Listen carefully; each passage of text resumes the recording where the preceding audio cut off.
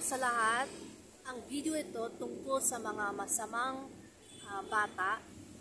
Magsisi ngayon or pupunta kayo sa impyerno. Now, itong mundo natin, ang daming masama ng mga ugali ng mga tao. And specifically, itong video tungkol sa mga bata. Yung mga magulang na observe ko and Jesus Christ gusto niya i-preach ko to na pakita sa akin.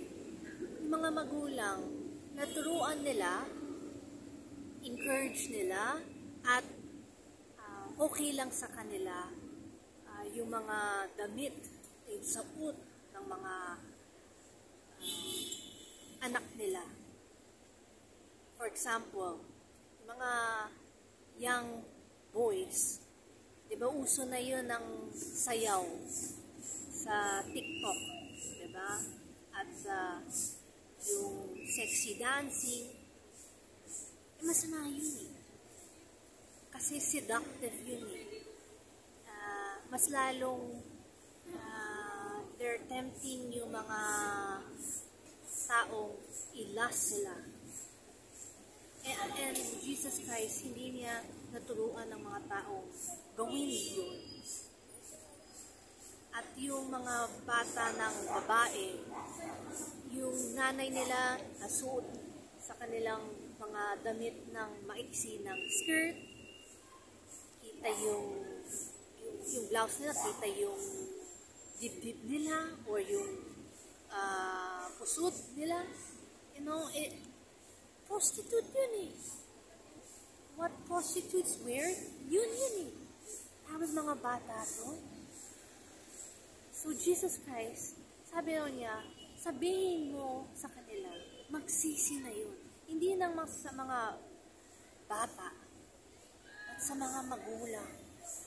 Kasi God will judge you for teaching your children to be like that.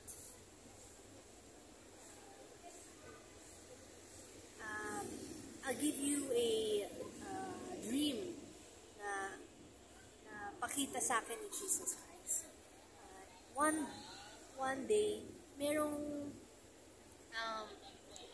bata ng 10 years old boy, mahilig magsayaw.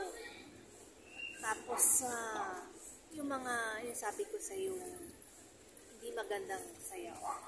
Okay? Tapos one day,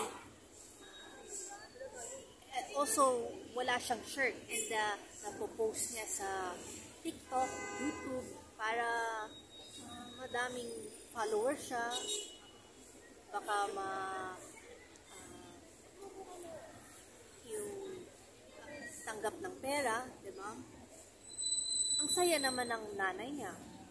So one day, gumising siya sa umaga, sikip dibdib niya. Sikip. Mamaya, nahirapan siya huminga, tapos natumba sa kama, and he breathed his last breath. And then, namatay. Nakitang nanay niya sa kama, wala nang pulse, wala nang hinga.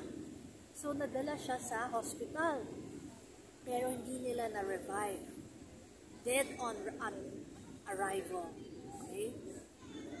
So, after that, sabi o Jesus Christ, pakita ko sa iyo saan ang kaluluwa niya. Nakita ko sa impyerno siya. Tapos sabi daw niya kay Jesus Christ, Lord, nandito ako. Tulungan mo ako. Ayoko dito. Magsisi na ako. Hindi ko na gawin. Sabi ni Jesus Christ, sorry, pero ang dami mong chances na magsisi. Nabigay ko na sa iyo ang daming warnings sa buhay mo. Pero, you took it for granted. So, ang impyerno, for eternity ka na dyan. Tapos sabi na ni Jesus Christ sa akin, i-warn mo yung mga bata akala nila okay lang mabuhay na gano'n. And pala yung bata, Catholic. Si Jesus Christ ang Panginoon niya, ang tagapagligtas. Pero napunta sa impyerno. Kasi hindi siya nagsisi. Hindi niya alam kailan siya na mamatay. Wala siyang takot.